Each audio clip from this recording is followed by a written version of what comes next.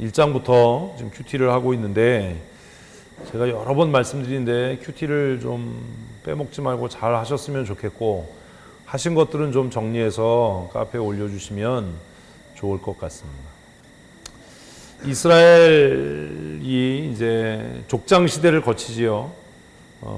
족장들 한번 해볼까요? 시작. 아브라함, 이삭, 야곱, 요셉까지를 우리가 족장이라고 합니다. 특별히 요셉을 넣지 않는 경우도 있는데 요셉까지 창세기에 기록된 인물들까지를 우리가 족장 시대라고 이야기를 해요. 그래서 하나님께서 이 족장들과 언약을 맺으시고 이들을 통해서 구원의 계획을 이루어 가십니다. 그리고 이제 요셉 시대를 끝으로 이스라엘은 포로기에 들어가지요. 애굽으로 이주해서 애굽에서 그 요셉을 기억하던 왕들이 있을 동안에는 그들이 평안한 가운데 번성하지만 요셉을 모르는 새로운 왕이 등장하면서 왕조가 바뀐 거지요. 그들은 고난의 시간들을 보내게 됩니다. 그 고난을 통해서 그들은 하나님 앞에 기도하게 되고 하나님께서 정말 뜻밖의 인물 레위 지파의 아론의 후손 중에 누구를 세우셔서 모세를 세우셔서 이스라엘을 구원해내십니다. 거기도 참 하나님의 그 유머가 있지요. 모세라는 이름은 누가 지었지요? 애굽의 공주가 지었습니다. 그래서 애굽 사람이 그 이름을 구원이라고 짓고 그 이름의 뜻대로 물에서 건져낸 아이 구원이라는 이름에 합당하게 모세는 이스라엘 백성들을 애굽에서 건져냅니다. 그 역사를 기록하는 것이 출애굽기입니다. 그리고 출애굽을 통해서 이스라엘 백성들이 애굽에서 광야로 나온 이후에 하나님께서 과거의 족장들과 맺었던 그 언약을 이제 이스라엘 공동체와 맺으시는 작업을 하는 것이 출애굽기부터 레위기까지의 이야기입니다.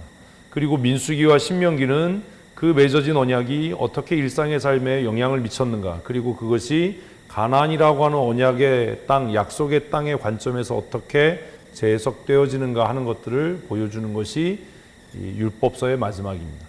그리고 나서 이제 역사서가 시작이 되지요. 그 역사서의 첫 권은 뭐예요?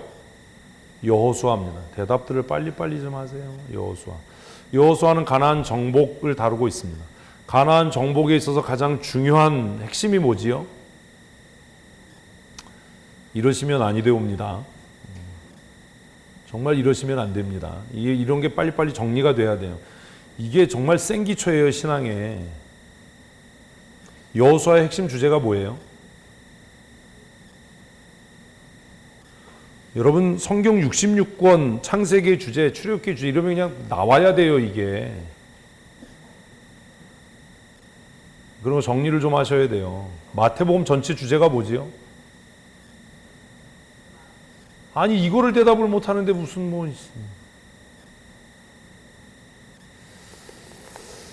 아휴. 이 제자양육반 할 때 사실 다 했어요. 그래서 제가 더 안타까운 게 뭐냐면 제자양육반 할 때 이걸 몇 번을 반복했어요. 근데 그때는 그냥 뭐 듣는 동 마는 동 하고 그냥 뭐 이러다가 여전히 뭐 그런 거죠. 정신을 좀 차리셔야 됩니다. 그 뒤로 휙 넘어가서 에이 재미가 없다. 이스라엘이 다윗 시대에 와서 비로소 통일 왕국을 이룹니다. 그죠? 그리고 솔로몬 시대까지 통일 왕국이 유지가 돼요. 그리고 솔로몬 이후에 솔로몬의 우상 숭배, 범죄로 인해서 이스라엘은 다시 분열 왕국 시대를 맞이합니다. 이스라엘과 유다가 망할 때까지 이 대립 체제는 계속 유지가 되지요. 그래서 북쪽에 어떤 나라요?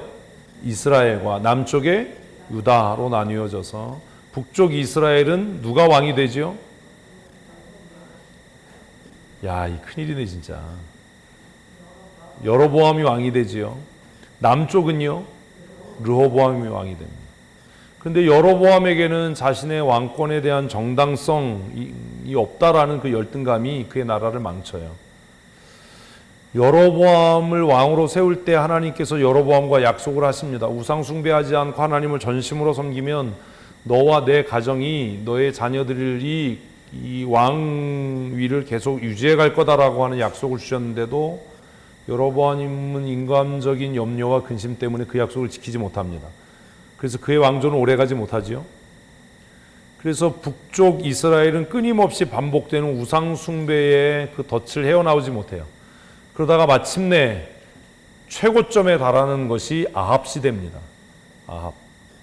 아합은 사실 마음이 여린 사람이었어요. 아합이 망하게 된 이유가 뭐지요? 부인 말을 너무 잘 들어서예요. 오늘 제자행반하면서도 그 얘기를 했는데 우리가 사실 이런 걸 잘 이해를 못해요. 제가 남자기 때문에 그러는 게 아니에요. 사실 성경 전체는 창세기부터 모세오경, 율법서 전체, 그리고 다시 바울 사도가 그 언약을 다시 회고하면서 뭐라고 이야기하냐면 하나님께서 언약의 당사자, 제일 당사자로 세우신 것은 아담이었다라는 거죠. 그래서 정말 남자들이 신앙생활 잘해야 돼요. 제가 남자 집사님들에게 가정에서 그 영적인 주도권을 줘야 된다. 우리는 그런 걸 잘 못해요. 그래서 신약에서 바울 사도가 여자들이 교회에서 주장하는 것과 남편을 주장하는 것은 옳지 않다. 왜냐하면 처음 이 세상에 죄를 끌어들인 것도 여자이고, 그리고 하나님께서 언약의 당사자로 세우신 것은 남자이기 때문이다 라고 바울이 이야기하거든요. 근데 요즘에 여성 신학 운동을 하는 사람들은 뭐라고 이야기하면 그것은 바울의 개인적인 생각이다 라고 얘기를 해요. 그러면 신약 성경 절반을 찢어버려야 되는 겁니다. 그런 건 없어요. 그런 고민이 남죠. 아합은 하나님을 두려워했나요? 안 했나요? 두려워했어요. 엘리야를 존경했나요? 안 했나요? 존경했어요. 엘리야를 두려워했어요. 그런데 왜 그가 그 우상 숭배와 하나님을 반역하는 일에서 벗어나지 못하냐 하면 뭐 때문이었죠? 부인 말을 너무 잘 들어서예요. 이세벨 때문에. 이게 참 고민인 거죠.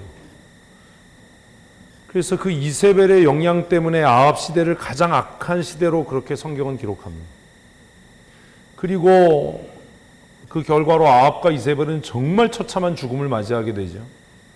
이세벨은 어떻게 죽었죠? 아니에요. 신하가 창밖으로 던졌어요.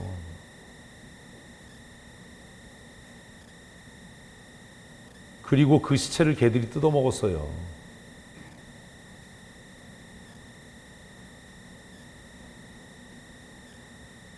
그 아합의 아들은 그걸 봤어요. 아버지가 어떻게 죽었는지, 엄마가 어떻게 죽었는지. 그런데도 문제가 뭐냐 하면 어려서부터 보고 배운 것이 그거니까 여전히 뭐 하지요? 우상 숭배를 합니다. 그 한 여자가 가문을 망칠 뿐만 아니라 나라 정체를 망쳐버린 거죠. 그래서 성경은 계속해서 범죄한 자들을 아합의 집을 따르는 자라고 표현을 합니다. 그리고 그 이세벨의 그 영향력은 계속 이스라엘 사회 전체를 썩어가게 하고 망하게 하는 원인이 됩니다. 안타까워요. 그 배경을 이해해야 열왕기 1장, 2장, 3장이 이해가 돼요. 엘리야의 시대가 끝나갑니다. 엘리야는 자기의 시대가 끝나가는 것을 느꼈습니다. 그래서 누구를 세웠어요? 엘리사를 세워요. 그래서 엘리야가 하나님께서 이제 자신의 사역을 끝낼 때가 되었다라는 것을 알지요. 그리고 예후의 집에 대한 예언을 하고 엘리사를 후계로 세우면서 엘리야가 엘리사에게 묻습니다. 내가 너에게 해줄 수 있는 게 있으면 요구해라. 그럼 내가 그걸 들어주마. 그랬더니 엘리사가 뭐라고 얘기하지요? 당신의 능력에 갑절이나 되는 능력을 하나님께서 내게 부어주시기를 소원합니다라고 이야기합니다. 질문입니다. 큐티하셨죠, 그 부분. 엘리사는 왜 갑절의 능력을 구했을까요?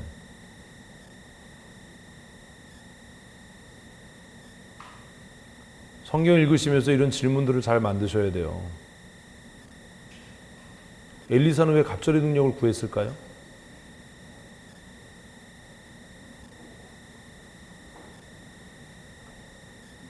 왜 그랬을까요, 도대체? 엘리야는 그 요청을 듣고 네가 구하는 것이 참 어렵다. 그런데 하나님께서 나를 불러 올리시는 것을 내가 본다면 하나님께서 너에게 그런 능력을 주실 거다라고 이야기합니다. 그리고 하나님은 그런 능력을 엘리사에게 주시나요? 안 주시나요? 주셔요. 그러면 엘리사가 요구했던 것이 하나님의 뜻에 어긋나지 않았다라는 이야기지요. 엘리사는 왜 갑절의 능력을 구한 거지요? 그 고민을 좀 하셔야 돼요. 그런 성경을 읽으면서. 자기가 능력 있는 하나님의 사람으로 멋지게 사역하기 위함인가요?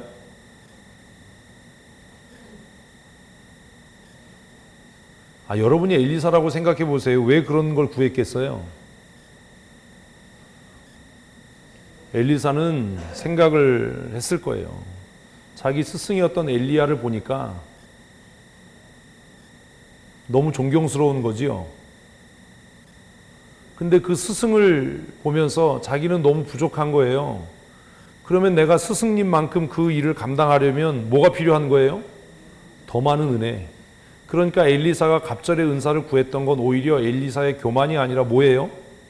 겸손의 표현이었던 거예요. 선생님, 나는 선생님이 감당했던 이 일을 내 능력으로는 도저히 감당할 수 없는 사람이니까 나를 후계로 세워서 이 시대적인 사명을 감당케 하시려면 당신이 가지고 있었던 능력보다 갑절의 능력이 내게 있어야 내가 선생님이 하셨던 일을 그나마 수행할 수 있을 것 같습니다 라는 이야기가 되는 겁니다. 그 부분을 묵상하면서 우리는 그런 기도해야죠. 뭐요? 하나님, 내가 이 시대적인 사명을 감당할 수 있는 능력을 나에게, 갑절의 능력을 나에게 주십시오. 또 엘리사가 그렇게 갑절의 능력을 구했던 것은 시대를 이렇게 바라보니까 정말 성경에서 가장 악한 왕이라고 기록되어졌던 아합의 시대보다 자기가 감당해야 될 시대가 더 어떻게 보이는 거예요? 더 암울해 보이는 거예요. 여러분, 지금 제가 이렇게 설명드리는 게 뭐 신학적이거나 뭐 어렵지 않잖아요. 큐티하는 건 이런 거예요. 고민하셔야 돼요. 성경 휙 읽고 끝, 이게 아니고. 그러면 엘리사가 등장할 때 우리는 그 엘리사의 기도 요청을 보면서 생각해야 되는 겁니다. 엘리사가 사역할 시대가 어떨 거다? 더 악하고 암울할 거야. 그런 이해가 있어요. 그리고 나서 그 일들이 계속해서 진행이 되는 겁니다. 그리고 하나의 에피소드를 기록하죠. 대머리에 올라가라. 그 사건을 여러분 어떻게 이해하십니까? 하나님의 사람을 인정하지 않고 존경하지 않는 시대. 그 사건을 읽으면 아니 애들이 그랬다고 저주해서 곰이 나와서 찢어 죽이는 건 너무 과한 거 아닌가? 우리는 이렇게 생각할 수도 있을 거예요. 거기서 말하는 아이들이라고 하는 게 뭐 초등학생들, 뭐 중학생들 뭐 이런 이야기는 아닙니다. 그런데 어쨌든 그 시대가 어떤 시대라는 거예요? 하나님을 두려워하지 않는, 하나님의 사람을 존중하지 않는 그런 시대. 그래서 엘리사가 그 고물들이 나와서 그 아이들을 찢어 죽이도록 했던 그 사건을 보면서 우리는 뭘 생각해야 되는 거죠? 뭘 적용해야 되는 거죠? 오늘 우리가 사는 시대와 우리의 태도들을 한번 돌아봐야죠. 정말 나에게는 하나님에 대한 두려움과 하나님의 사람에 대한 경외가 있는가? 우리가 사는 시대는 도대체 어떤 시대인가? 그리고 그런 이야기들이 에피소드로 이렇게 소개된 다음에 3장 이야기가 나오는데 3장은 또 이게 이해가 안 되는 이야기잖아요. 오늘 본문 말고 3장 1절 우리 한번 보실까요? 3장 1절 같이 읽겠습니다. 유다의 여호사밧 왕 18째 해에 아합의 아들 여호람이 사마리아에서 이스라엘을 12해 동안 다스리니라. 이게 배경입니다. 자, 유다 왕은 누구예요? 여호사밧이고요. 이스라엘의 왕은 누구예요? 아합의 아들인 여호람입니다. 유다는 다윗의 후손들이 계속 그 왕위를 계승해 갔지요. 그죠? 대답들을 하셔야 돼요. 열왕기 역대기가 역사라서 좀 복잡해요. 이렇게 묻는 이유는 정리하라고 그러는 거예요. 유다는 12지파 중에 2지파로 건국된 아주 작은 나라였지만 유다는 다윗의 계보를 잇는 왕들이 계속 정권의 정통성을 유지해가는 그런 나라였습니다. 그 중에 이제 여호사밧이 왕이 된 거고요. 이스라엘은 왕권이 계속 바뀌었죠. 아합은 오므리 지파에 속한 사람, 이방인. 그 아들인 누가요? 여호람이 왕이 됐습니다. 그런데 우리가 고민하게 되는 게 뭐냐 하면 어떻게 여호사밧과 여호람이 동맹관계가 되었는가라는 거예요. 그래서 우리가 고민해야 될 게 그거예요. 제가 늘 그 얘기 하잖아요. 내가 어떤 사람과 함께 하느냐가 내 신앙의 정체성이다.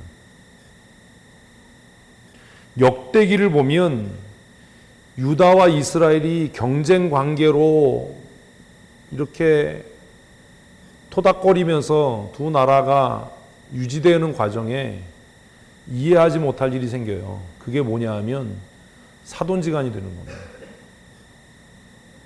왜 그랬을까 도대체? 다윗의 정통성을 이어받은 유다의 왕들이 왜 이런 짓을 했을까? 그런 고민을 해야 되는 거예요. 열왕기 역대기를 읽으면서. 그래서 아합 집안의 그 이스라엘의 죄가 이스라엘의 죄로 끝나지 않고 그 인척 관계로 맺어지는 것 때문에 그 죄가 어디로 유입되기 시작하는 거예요? 유다로 유입되기 시작하는 거예요. 이게 유다의 패망의 원인이에요. 결혼은 굉장히 중요합니다. 그런 배경이 깔려서 이 이야기가 시작되는 겁니다. 하나님께서 아합 집안을 심판하시고 치시는 형태로 어떤 일이 일어난 거예요? 그 뒤에를 쭉 읽어보면 이제 배경을 이해를 해야죠. 어떤 일이 일어났어요? 모압이 배반을 합니다. 모압 왕이 엄청난 조공을 이스라엘에 드렸어요. 그래서 그 드리는 그 경제적인 이익이 이스라엘을 유지하는 데 굉장히 큰 힘이 되었지요. 그런데 아합이 죽고 나서 하나님께서 그 이스라엘을 치시는 한 형태로 모압이 반역을 합니다. 그래서 이 문제를 해결하기 위해서 여호람은 여호사밧에게 도움을 요청해요. 그래서 동맹을 맺어요. 함께 전쟁에 나가자라고 이야기할 때 여호사밧은 체면 때문에 거절할 수 없어서 정말 정신 넋 빠진 소리를 합니다. 뭐라고 이야기하죠? 찾으셨어요? 7절입니다. 7절에 보면 뭐라고 얘기합니까? 네, 나는 당신과 같고 내 백성은 당신의 백성과 같고 내 말들도 당신의 말들과 같으니. 이 체면 치레가 망하게 하는 거예요. 우리 사역을 하면서 이렇게 얘기하면 저 사람 상처받으면 어떡하지? 뭐 누가 삐지면 어떡하지? 이게 우리를 망하게 해요. 괜히 악한 사람 두둔하고 편들면 같이 죽어요. 그래서 그거 하지 말라고 그러는 거예요. 그래서 특별히 권사님들이 뭐 누가 뭐 삐져서 교회 안 나와 이러면 신방 가가지고 정말 정신 없는 소리 하다가 자기도 망한다고요. 여호사밧은 체면 치레 때문에 이런 이야기를 했다가 아주 죽을 고생을 하죠. 원정을 갑니다. 근데 원정을 갔는데 의기양양하게 원정길에 올랐는데 전쟁해보지도 못하고 무슨 어려움에 봉착하지요? 물이 없어서 몽땅 몰살당하게 된 거예요. 그랬더니 10절 읽습니다. 시작.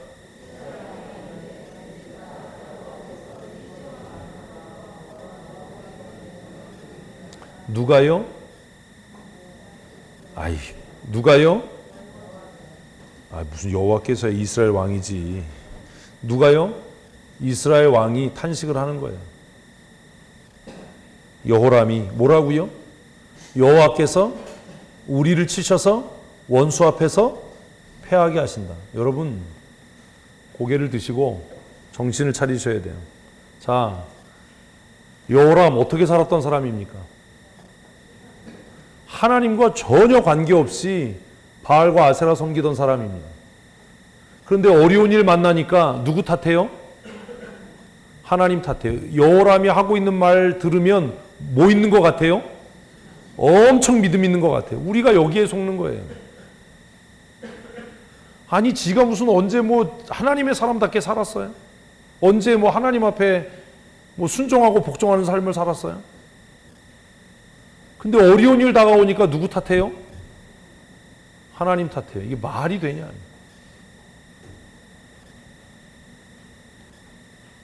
교회 지도자들에게 영적인 분별력이 있어야 되는 이유가 이거예요.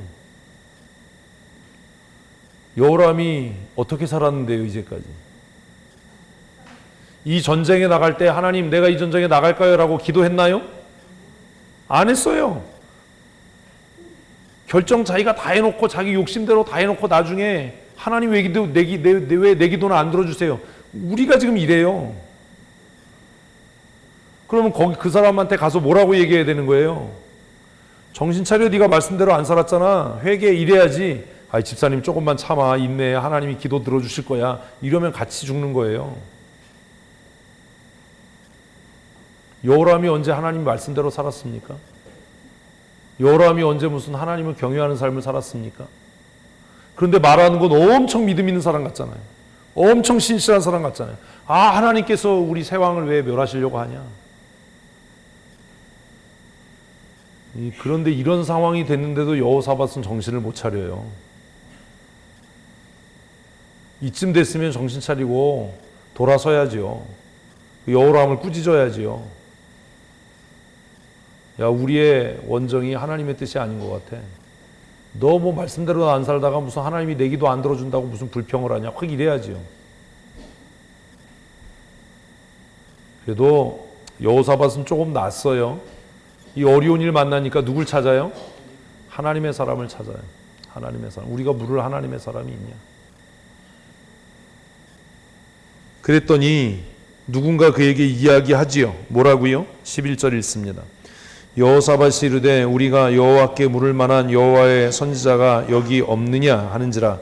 이스라엘 왕의 신하 중에 한 사람이 대답하여 이르되 전에 엘리야의 손에 물 붓던 사밧의 아들 엘리사가 여기 있나이다. 엘리사를 어떻게 평가하죠? 엘리야의 손에 물 붓던 사람. 제가 새벽기도 시간에 말씀드렸는데 누군가의 손에 물 붓는다는 건 무슨 말이에요? 종이었다는 말입니다. 이게 무슨 얘기냐면 이 중동 지방에서 밖에 나갔다가 실내로 들어올 때 그들은 반드시 뭐 했어요? 손 닦고 발 닦았어요. 주인이 외출해서 돌아와서 집에 들어갈 때 하인 중에 그 좀 이렇게 좀 낮은 직급에 있는 하인이 손 닦는 물, 발 닦는 물을 준비했어요. 제자는 어떤 사람이에요? 스승의 종으로 사는 사람이에요. 왜 엘리사를 이야기하면서 성경은 하나님의 위대한 사람 엘리사가 있습니다. 하나님의 신실한 사람 엘리사가 있습니다. 표적과 능력을 향하는 엘리사가 있습니다. 이렇게 얘기 안 하고 뭐라고 기록한다고요? 전에 엘리야의 손에 물 붓던 이라고 표현했을까? 우리 자신을 한번 돌아봐야 됩니다. 나는 어떤 사람인가? 이제 임직자들 지금 이제 교육하면서 지난주에 신명기 1장의 지도자들을 세우는 부분을 이야기하면서 정신 나간 사람들이 뭐 우리가 하나님의 종이다라고 얘기하는데 아니다. 교회에서 집사권사 장로를 세우는 건 뭐 우리가 듣기 좋으라고 하나님의 종이라고 이야기하지만 사실은 교회를 이끌어가는 목사의 종으로 세우는 거다. 모세가 지도자를 세웠던 건 누구의 종으로? 자신의 짐을 대신 질 종으로 세운 거지. 임직하고 나서 딴소리 하지 마라. 엘리사를 표현하면서 이 표현이 11절의 표현이 정말 대단하잖아요. 전에 엘리야의 손에 물을 붓던 사밧의 아들 엘리사가 여기 있습니다. 그래서 엘리사가 불려옵니다. 그리고 오늘 본문으로 이어집니다. 배경 이제 다 이해하셨죠? 13절 읽습니다. 엘리사가 이스라엘 왕에게 이르되 내가 당신과 무슨 상관이 있나이까. 보세요. 얼마나 선명해요. 지도자들이 정신 차려야 되는 거예요. 교회가 교회다워지려면 치리가 선명하게 행해져야 돼요. 이런 거죠. 정말 정신 차리고 들으셔야 돼요. 어떤 사람이 교회에 몸담고 있는데 성경대로 안 살고 말씀대로 안 살아요. 순종 안 해요. 쉽게 말하면 예배 마치고 집에 가서 뭐 설교를 뭐 그따구로 해 뭐 이러고 목사가 뭐 그래 뭐 이래요. 근데 그걸 내가 들으면서도 야단 안 치고 책망을 안 했는데 어려운 일이 생겼어요. 근데 그 사람이 그러는 거예요. 와서 신방해 주세요. 기도해 주세요. 하나님이 왜 내 기도에 응답 안 하시죠? 그러면 가서 뭐라고 그래야 되는 거예요? 하나님이 네 기도에 왜 응답을 하셔야 되냐? 네가 이제까지 어떻게 살았는데? 지도자는 그래야 되는 거예요. 지금이라도 늦지 않았으니까 회개해. 지금 엘리사가 새 왕 앞에 불려 나와서 뭐라고 이야기하죠? 야, 네가 나를 부를 자격이나 있어? 이 얘기잖아요. 네가 언제 이스라엘 왕을 향해서 여호람을 향해서 야, 네가 언제 무슨 하나님 앞에 예배하고 하나님 앞에 기도하고 말씀대로 살았다고 무슨 낯짝으로 나를 부르냐? 지금 이 얘기잖아요. 내가 당신과 무슨 상관이 있냐? 하나님이 네 기도를 왜 듣냐? 하나님이 너하고 무슨 관계가 있냐?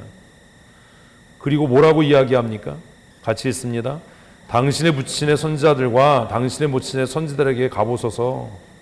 이게 무슨 얘기예요? 넌 기도할 자격도 없어. 백날 기도해봐라. 하나님이 네 기도 들으시나? 이제까지 했던 대로 뭐 해라?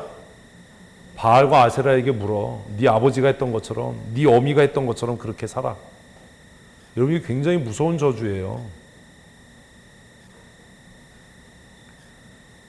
때로는 지도자들이 이렇게 선명한 태도가 있어야 되는 겁니다. 여호람 얼마나 창피했겠어요. 얼마나 낯이 뜨뜻했겠어요. 우리는 이 상황 되면 관계 깨지면 어떻게 이렇게 얘기하면 저 사람 상처받아서 교회 안 나오면 어떻게 별 뭐 이상한 소리를 다 했네. 계속해서 읽습니다. 이스라엘 왕이 그에게 이르되 13절 후반부 시작. 그렇지 아니하니이다. 여호와께서 이 세 왕을 불러 모아 모압의 손에 넘기려 하시나이다. 개뻥이잖아요. 하나님께서 언제 이 전쟁 하라고 그랬어요? 하나님 앞에 묻기나 했어요? 이런 말에 속으면 안 되는 거예요. 지도자는. 이스라엘 왕이 여호람이 엄청 믿음 있는 척하면서 얘기하는 겁니다. 하나님이 우리를 치시려고 하셔서 내가 당신을 불렀습니다.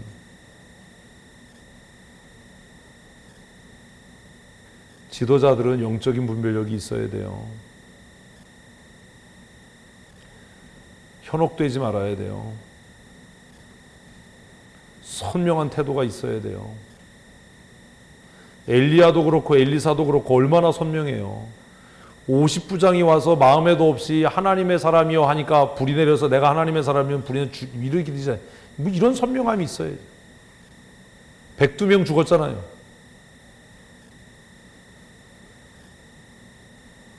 성경 읽으면서 좀 그런 깨달음이 있어야 되잖아요. 14절 읽습니다. 엘리사가 이르되 내가 섬기는 만군의 여호와께서 살아계심을 두고 맹세하노니 내가 만일 유다 왕 여호사밧의 얼굴을 봄이 아니면 그 앞에서 당신을 향하지도 아니하고 보지도 아니하였으리라. 여호사밧 아니었으면 내가 너 상종도 안 한다. 왕 앞에서 이럴 수 있는 배짱. 여호사밧 때문에 온 거야 이 가증한 인간아. 뭐 하나님이 뭐 새 왕을 뭐 어쩌고 저쩌 그런 소리 하지도 마. 지금 이거잖아요. 쉽게 쓰면 무슨 낯짝으로 네가 그렇게 얘기하냐. 지금 이거잖아요. 왕인데요.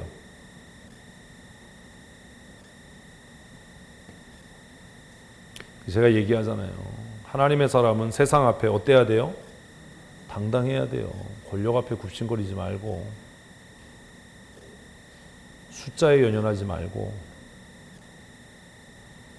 아닌 건 아니고 긴 건 긴 거고 뭐 그런 거지, 뭐 이것도 아니고 저것도 아니고. 언제까지 그냥 엘리야가 얘기했던 것처럼 하나님과 바알 사이에서 줄타기를 할 거냐.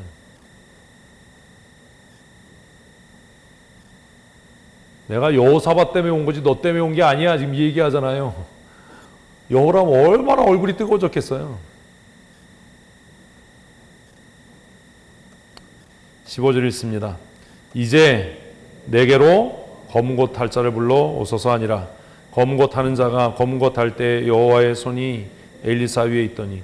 우리는 이런 것들을 이렇게 구약에서 보는데 이걸 신비한 일로 생각하시면 안 돼요. 사울에게 하나님이 부리는 악신이라고 표현되는 사단이 그의 삶을 주장했을 때도 다윗이 뭐 할 때, 수금을 탈 때, 이 얘기는 구약의 용어로 쓴 거예요. 오늘로 하면 뭐 할 때? 찬송할 때예요. 여러분, 찬송의 능력이 있어요. 아멘을 하세요, 이분들아. 뭐의 능력이 있어요? 근데 여러분들은 찬송하는 태도가 올바르지 않잖아요. 찬송 정말 열심히 하셔야 돼요. 찬양의 능력이 있어요. 그래서 옛날 어른들은 찬송을 뭐라고 얘기했죠? 곡조 붙은 기도라고 했는데 그걸 알면서도 그렇게 찬송하세요? 찬송의 능력이 있어요. 두려워하고 수군거리던 사람들을 다 물리치고 하나님께 집중하고 찬송할 때 뭘 들어요? 하나님의 음성을 들어요. 구약적인 정서로 표현한 게 검은 고를 탈 때라는 표현이에요. 우리식으로 하면 뭐 할 때? 찬양할 때, 하나님께 집중할 때. 찬송은요, 하나님께 집중하는 거예요. 큰 소리로 찬송하는 훈련들을 하셔야 됩니다. 찬송할 때 반듯하게 앉으셔야 됩니다.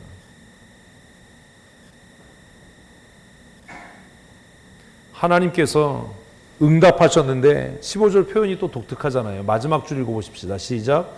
여호와의 손이 엘리사 위에 있더니. 굉장히 독특하죠, 표현이. 하나님께서 말씀하셨다, 응답하셨다. 왜 이렇게 얘기 안 할까요?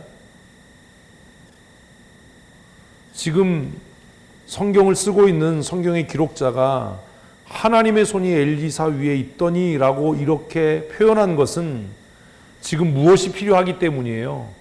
하나님의 도움, 하나님의 능력. 그래서 하나님의 응답을 뭘로요? 그 능력 있는 손으로 표현을 한 겁니다.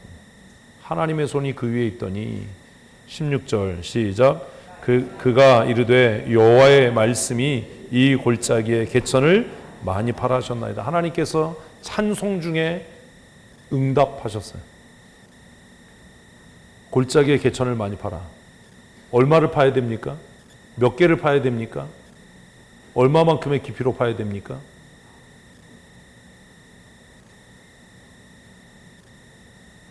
질문했으면 답을 하셔야죠. 개천을 몇 개를 파야 되죠? 얼마만큼 깊이로 파야 되죠? 질문이 너무 어려우세요?